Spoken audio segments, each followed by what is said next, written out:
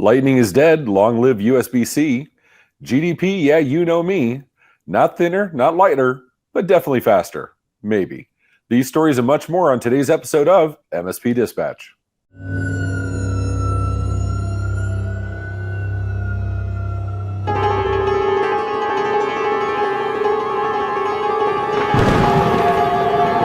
This episode is presented by MSP GeekCon 2023, a conference for MSPs by MSPs. Occurring May 21st through the 23rd, 2023 in Orlando, Florida, this two-day event is built around the journey of technical growth from Tier 1 to Tier 3. If you're interested in attending, speaking, or sponsoring the event, visit mspgeekcon.com for more information. Good morning and welcome to the October 28th, 2022 episode of MSP Dispatch, your source for news, community events, and commentary in the MSP channel. As always, I'm Ray Orsini and joined by my co-host, Mr. Tony Francisco. How you doing, Tony? Excellent, brother. Excellent. How are you doing? I'm good. I'm in the yellow, but you are in Orlando. I'm in the one place in Florida where the outside weather is beautiful 24/7. So this is a true story. I'm at the Gaylord Palms, right? And you and I were supposed to be together in Nashville for CompTIA. Thank you for holding it down. I appreciate it. So I can come over here to the 7-Figure MSP event. But I'm in the Gaylord Palms, and we were here for Secure in June, July. And I'm sitting having dinner with Super Cousin Danny and a couple other people. And I'm saying, and it's a nice like boathouse, open windows, beautiful night. And I'm like, wow, the weather's really nice tonight. And Danny just starts laughing. Now, this is the end of the night, and we'd been drinking, so, you know, whatever. But he's laughing, and he's laughing hardcore. And I'm like, I didn't say anything that funny. He goes, dude, we're in a dome. Like, I don't know if you can see above me. It's completely covered. It's all indoors. It just looks outdoors. It is funny. People don't realize, like, it's amazing. It's like an entire indoor enclosure, but it's perfect all the time, 24/7. But it is indoors. Awesome. So you know what else is perfect? We got to bring up our interesting topic of the day. Microsoft Teams has released a new upbeat version of their ringtone. And I don't think a lot of people know this. Now, I wanted to bring it up because, you know, we've had our the Hackett promos, the MSP GeekCon. Our producer Phil makes some amazing hard-hitting beats. Like, I love the music. And you know, Microsoft said, hold my beer. And so they come out with this. So if you go to Teams and you go over to your settings, right, under settings, and then you go over to calls, if you scroll down any of the ringtones for your calls that are normally set to default, all the way at the bottom, they have one called Remix. Listen to this.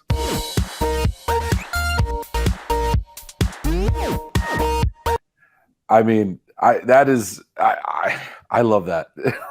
Tell me, like, I have PTSD. Like, my Teams goes off and I just cringe a little bit.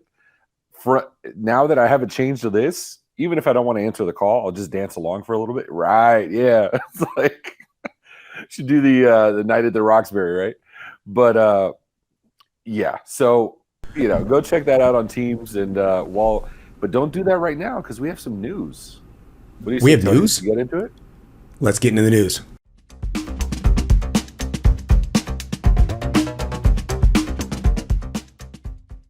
Kicking off the stories from ArsTechnica.com, a story by Samuel Axon. Apple is confirming that it will leave Lightning behind for future iPhones. An Apple executive publicly stated that the company's plan to comply with the European Union regulation that will require specific devices to have USB-C ports, confirming the iPhone will soon adopt USB-C. On Monday, the EU gave a final approval to a long under consideration common charger law that will require all devices within specific categories, smartphone included, to standardize on USB-C. Most devices have already gone that way, including Apple's MacBook and iPad lines, but the iPhone line has stuck with Apple's proprietary Lightning connection. There's a lot to unpack here, Ray. We've talked about this before. I would love to open this up with less article, more opinion. In the beginning, in the yesteryear for the kids out there who don't remember this. The IT department dictated this is the technology that is going to succeed because this is the technology we're going to allow. This is what you're going to use. That evolved into the consumer dictating this is the technology that I have and I need to connect it to work. And the consumer dictated the technology that was going to succeed. But does this mean that the evolution of technology is now put into the hands of the government? Is that what we just witnessed here, or am I seeing something else? All right, so I don't think you're off base at all as far as the users dictating this, right? I think it's still that. This isn't the EU or the gov saying, "Hey, we want you to change this because we really like USB-C over Lightning," which would be normal as it is. But it's the government going after the lack of the vendor to acquiesce to the client demands. Users of Apple suck at Apple, but users of Apple are dead tired of having a million different specialized cables for that when we can have USB-C and the 15 variants of USB-C that we can never tell which one each cable is. Why don't we get to that, right? And if USB-C can do 40 gigs, 40 gigabit throughput, and USB-C can do, I think the newer standards are going up to like 140 watts of power. There's nothing USB-C can't do that Lightning can. Make life easier. Make it one less cord. You know what I mean? I broke one of my charging cables for my MacBook this past week, and now thanks to Apple, the battery lasted from Thursday to Monday till I got a new one. But it was like the proprietary little MagSafe thing. And I'm like, this is ridiculous. Now, I had a million USB-C chargers I could have used, which are better for the MacBook. And the MacBook supports this. The iPad supports this. The iPhone was a laggard. And I'm glad to see the government going and saying, the end users want this. We're going to make you do what your end users want, even if you don't want to. And that makes a lot of sense to me. It's the government supporting the end users, in my opinion. I don't think the dynamic has changed whatsoever. No, I think we're on the same page. To overcome this, many years ago, I put these little itty bitty, if I can grab these little itty bitty plugs inside all of my devices. So my little Sony charger or my Sony. I have those, the magnetic ones. Yeah, exactly. And then what it allows me to do is just snap that on, and it's now charging accordingly. I have that on my iPad, which is ironically USB-C. I have that on my iPhone. I have that on all my devices. That is what you're going to see. Those little things. I just snap the cable on, and that's $20 for 4 of these cables. If everything is moving to a USB-C scenario, maybe I won't have to do that anymore. And don't get me wrong, I love that little magnet.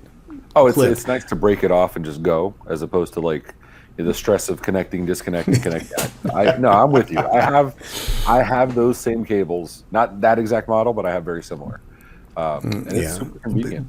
Do you think though that we are going to start seeing that at a more enterprise level where hey, we have too much ransomware out there. We have you need to start automatically closing ports. Now you need an admin to come up and start creating policies to open certain ports, as opposed to, hey, this is just the wild west. I'm just trying to figure out what can the government do to influence the MSP's business, the enterprise or SMB, the enterprise mid-market, anything in between, their business from a product level. I feel like this is possibly a precedent to that. I'm just hoping I'm not seeing too much here. Or do we want them to, right? Like, that's the question. Do we really want them saying, you have to use this product, you have to use that product, your product has to have this feature, and then all the vendors scramble to add the feature that Gov says they have it. I'd love to hear what the MSPs think. We got a ton of feedback for the last episodes. Tell us what you think on this one. Hit us up in the comments below. If the government gets involved, think about the economy impact that could have, both positive and negative. And I think your next story literally talks about that. Right on the money.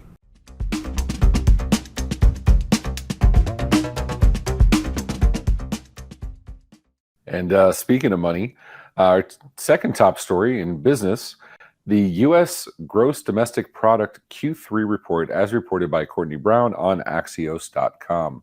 This year, the economy shrank at 1.6% annual rate in the first quarter and 0.6% in the second quarter.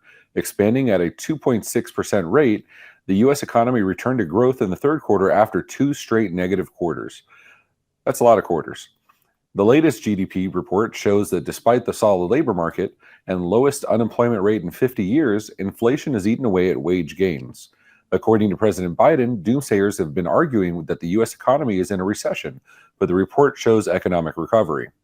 The quarter's GDP report, released on Thursday, will be revised in the coming months, and it is also among the final major economic data releases before the midterm election. Tony, every analyst I've talked to has said we have an oncoming recession. Businesses are holding onto their cash, hiring Google, Microsoft, Amazon. They've been major, not only layoffs, but also hiring freezes. And this report says we're good. The economy's going up. I mean, all is saved. We're good. Then we're good. What? Next story. We're good. But does this change at all how you're preparing for the oncoming year? Hi, my name's Tony Francisco, longtime listener, first-time caller, and I have deep concerns that I'd like to discuss here with everyone. I believe that we have been here long enough to see enough situations to where nothing is predictable. It doesn't matter if you think everything is bad, it may turn amazing. It doesn't matter if you're told everything's amazing, it may turn sharply to it's a horrible dystopic scenario. For those of you who've lived through the 70s, I just dated myself, waiting in line for gasoline, that's a tough thing to forget. And I don't know what the answer is in regards to what is the current state of the economy. I do know what I see. I feel that the general consensus is that things could get a lot worse, and that's what everyone's kind of, they're white knuckling the sides as we are kind of, are we done with the click, and then we're going to do the drop, or are we maybe a little over prepared, or are we witnessing a lot of things that are alleviating that very drop, such as silent quitting, which is a lot of transitions, which in itself could have a substantial benefit as people, remember, they're cross-pollinating their skill sets, which of course will increase the productivity if it's done correctly in certain areas. And we're witnessing transitions, quiet firing, as slowly but surely thousands, tens of thousands of employees are being laid off because of just sheer fat that they're cutting. But the unemployment rate is so low, they're finding jobs like this. Are they making a massive increase in their jump? Possibly, probably not. But is it bad, or are we just witnessing a subtle transition or a shift? I don't know the answer to that. I know that it could be much worse. I know that there's a lot of concern out there. But if the government says it's good, I don't even know why we're talking anymore. It's good. No, we're good. I'm going to go buy a boat now. No, that's probably the worst investment you could ever make. No, put the boat in that dome, because then the weather's always. There is a boat in the dome. There is a boat. We're having. There's literally a boat in. Yeah. But it's tough because you want to be able to plan, right? You want to be able to plan. MSPs want to grow their businesses for the most part. They want to add staff. They want to invest in their success. And then we've been saying for the last 3-4 months, hold your cash, be more economical, be more frugal, maybe be able to try to focus on efficiency. So if the economy does take a downturn, you don't have to lay off because you're squeezing more with less, right? But this back and forth, I think. Now, this is one report. It's not, this is not. There's a lot of arguments for, and this is one report saying things are looking up. And really, what happens with all finance in the world is you got to wait to see what happens, and then you keep going. It's like checking the weather, right? It's going to rain. No, it's not going to rain. It's going to rain. Who knows? What does the MSP think about this? I mean, the average MSP, because they are literally the front line, and they're the eyes and ears of what I saw back in 2007 when the economy dipped. I noticed that MSPs as a whole were witnessing in real time the customer attrition rate inside the customer, meaning they weren't seeing customers leave, but the users inside the customer leave, or the funding was cutting back on projects. So I'm really interested from an MSP perspective. What are you hearing out there? What are you seeing out there? You're on the front line. Actually, I couldn't hear you. My computer's getting really slow. I think your story has something to do with, you can help me out with that?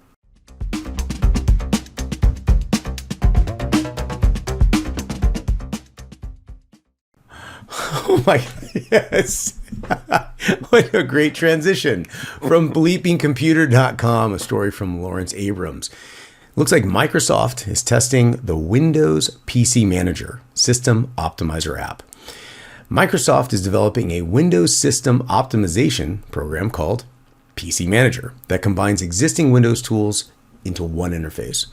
Windows users have likely used Windows systems cleaners or system optimization programs that promise to increase the speed of the computer by deleting unnecessary files and registry keys.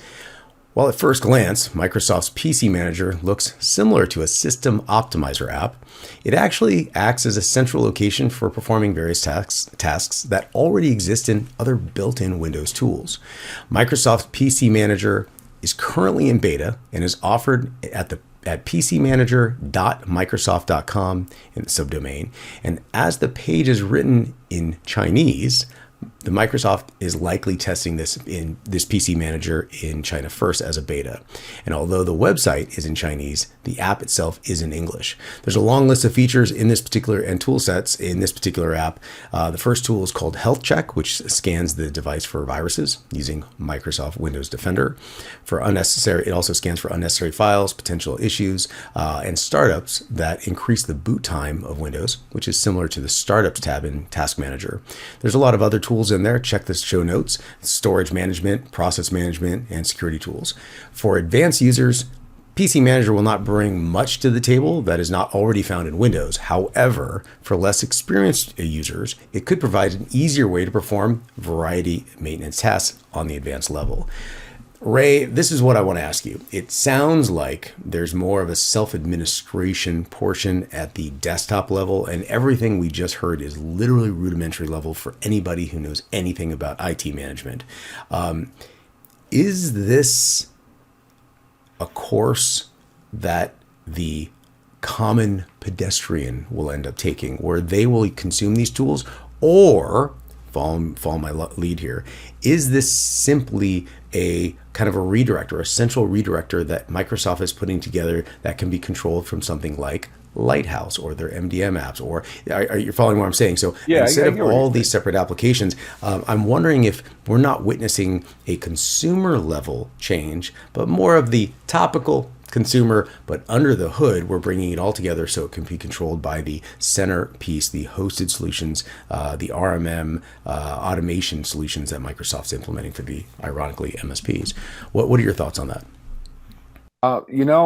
I'm hoping it's exactly what you're saying. I'm hoping this is not so much for the end users, it's for the IT professionals to leverage the existing Azure architecture and management controls, right? We talked about Intune, the Intune suite that's coming next year, Lighthouse, it's been in beta forever for M365 management, Endpoint Manager, Intune, like to be able to leverage this stuff from an enterprise perspective, which is where Microsoft always starts, and to be able to use native tools without having to, or even if you kick it off from your RMM or whatever it is. But I think Microsoft is trying to make it so that regardless of what your tool stack is, you can use native functionality within Microsoft to manage their devices, which is really important, right? I love that. I love that idea. One of the things, it reminds me of like Dell Command Update, right? On Dell servers, you script that. It's a native tool from Dell, and most of us script it to get feedback on firmware and drivers and blah, blah. Having that functionality at an OS level, I think is great, where we can diagnose, my PC's running slow, get, performance increases, clearing cache files, stuff we've been doing for decades. Let's be honest. Clearing cache files or clearing old, previous OS installation files, or, you remember the days of deleting the cabs and stuff. That's forever. But having something native to the platform where you can manage centrally, that's really powerful. I like that without requiring a third-party product.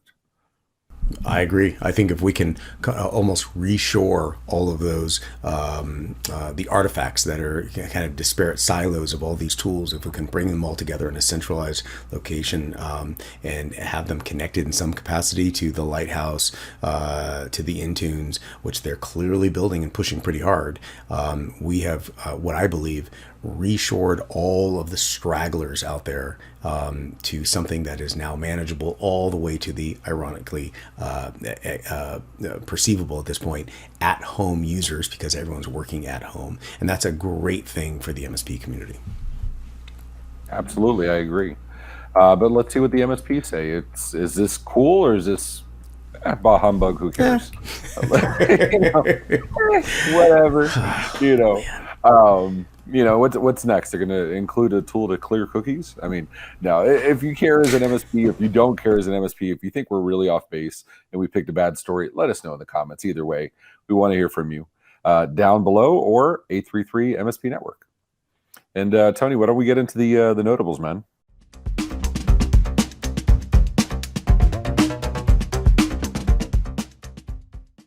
In my first notable mention, Windows JavaScript 0-day, reported by Lawrence Abrams on Bleeping Computer.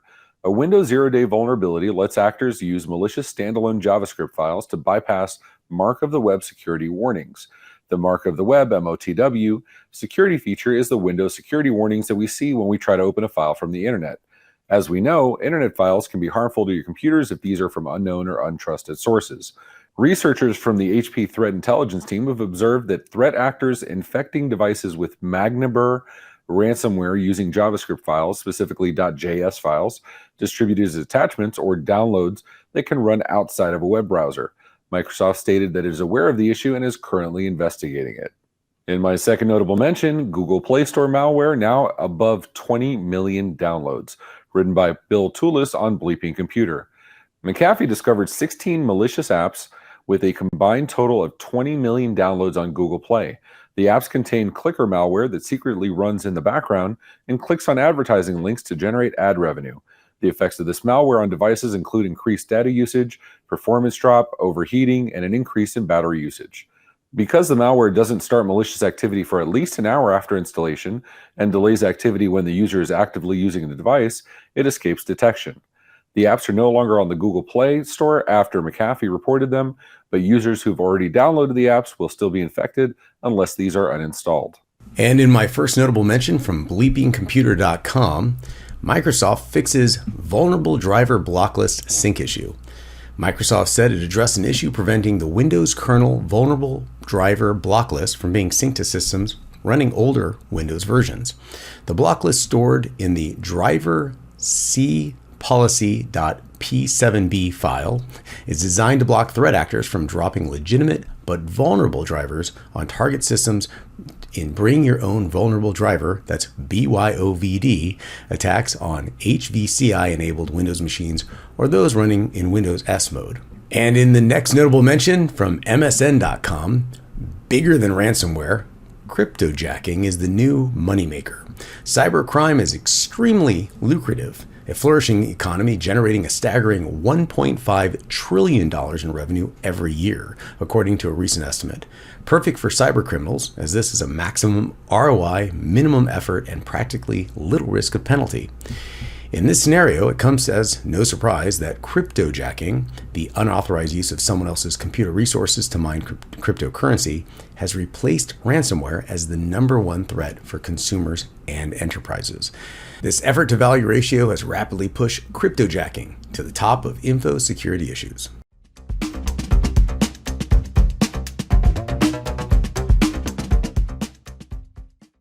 And kicking off some of our feedback, we got some great feedback. Derek Brawley on YouTube said, "Show was great, guys, as always. I've got a suggestion because I'd like to win one, but maybe a drawing for t-shirts or desk trinkets would be a great idea to get people to click on thumbs up. Just wanted to share a thought." Thank you, Derek. I think we could do that. We got some nice MMN and MSP Dispatch swag. We could definitely do that. I like that. Yeah, we'll call it the Derek Brawley Awards. So, just the Brawley Awards. And from our good buddy Tony Kai, Tony, I actually have never asked him, but let's go with Tony Kai over at Nerdio. Says if you hit the thumbs up button twice, it cancels the first thumbs up, referring to my usual closing. If you like it, hit it the thumbs up. If you don't like it, hit it twice. So he said he did it 3 times for us. Tony, you're a friend and a gentleman, sir. I appreciate you. I'm going to start saying, if you like it, hit it once. If you don't like it, hit it 3 times. So, But we're getting hardcore into math. So thanks for that, Tony. Disc Josh says, "Don't apologize. The intro is awesome." We're referring to the SpongeBob rendition. So thank you, sir. I appreciate it. Best. That was the best. And sometimes all you need to say is you just say it all with one word. And Mason Schmidt says that one word is eat. So eat. Thank you, Mason. We appreciate you.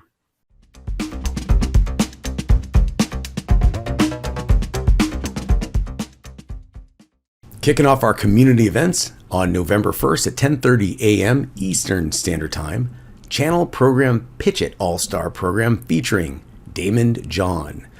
Also on November 1st at 10 a.m. Eastern Standard Time, the MSP Dispatch presented by the MSP Media Network. On November 2nd and 3rd, an in-person event, ChannelPro SMB Forums 2022 Southwest. On November 4th at 10 a.m. Eastern Standard Time, the MSP Dispatch Weekly Wrap-Up presented by yours truly and Ray Orsini on the MSP Media Network. On November 7th through the 9th, an in-person event, Acronis CyberFit Summit 2022 in Miami Beach, Florida. And finally, on November 9th through the 11th, an in-person event, IT Nation Connect by ConnectWise in Orlando, Florida.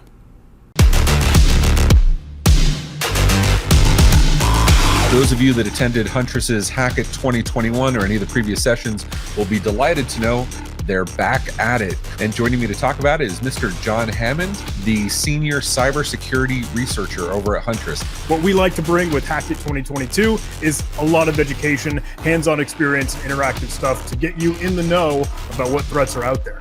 We are diving into 3 different sessions during the content days, November 15th and 16th, so you have 2 chances to catch the content. And then on top of that, you guys have a pre-day event also, right? So what we call Day 0 is a hands-on hacking training lab. Cutting through code, slinging exploits, a lot of fun and very cool stuff. MSP Media Network is actually going to give away 5 of the 0-day licenses. We'll put the information below, but absolutely we invite you guys to sign up for Hack It 2022. Excellent. See you soon.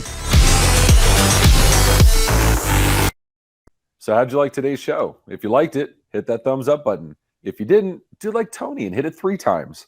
And if you want to hear more, go ahead and hit that subscribe button on YouTube or your favorite podcatcher. Did you know we also have a Discord where we post stories all week? You can propose your own stories and even vote on which ones we'll cover. Some of the stories of today came from our Discord. As my friend Rich Banky says, make sure to tell a friend. And be sure to follow us on social media at MSP Media TV. Have a question? Email news@mspmedia.tv for answers on the next episode, or leave us a voicemail, 833-MSP Network.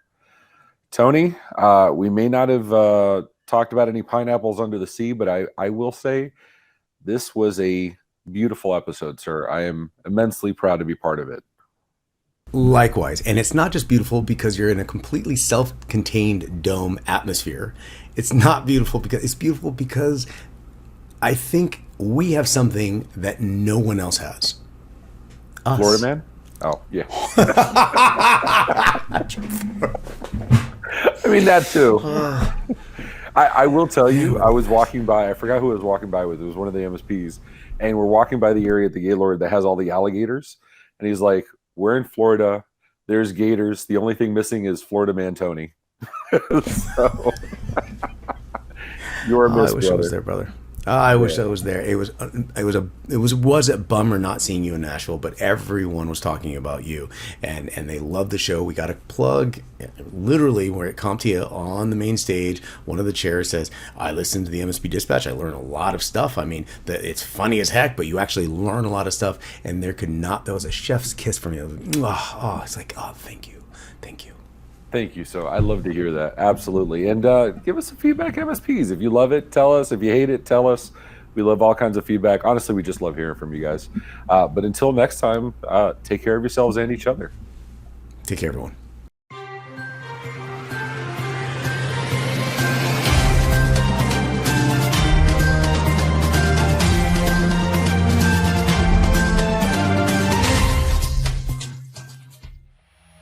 This has been a broadcast of the MSP Media Network.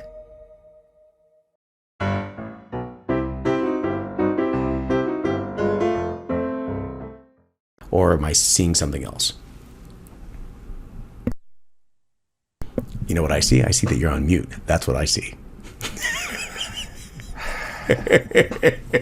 So having met, I got to have dinner with Tom Wyatt this week, and one of the things he said he loves about Dispatch is when I completely lose my shit. And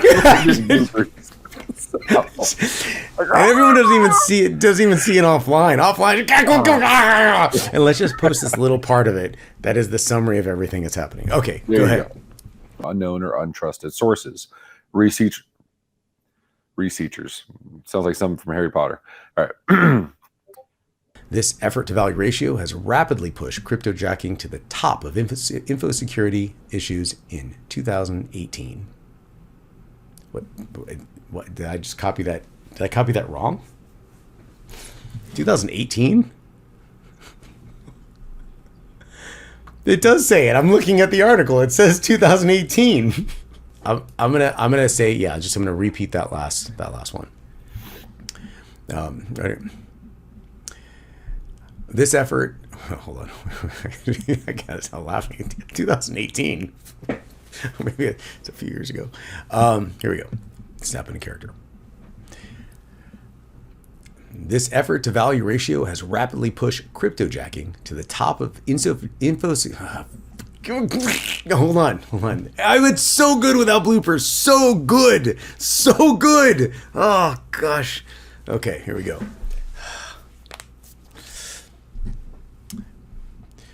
This effort. One more time. Here we go. This effort to value ratio has rapidly pushed cryptojacking to the top of info security issues. And that should be the end of it. You know what? I'm doing it one last time. We're going to finish this one last time. It's so good all the way until the end. And then the audience is going to go, why in the scene from that line to that line does he look like he's sweating in red? Because I am sweating in red. I'm just angry. Yeah. Okay. So how'd you like today's show? If you like it, hit that thumbs up button. Blah, blah. Ooh, that was bad. Just for Tom. Ah! Okay. All right.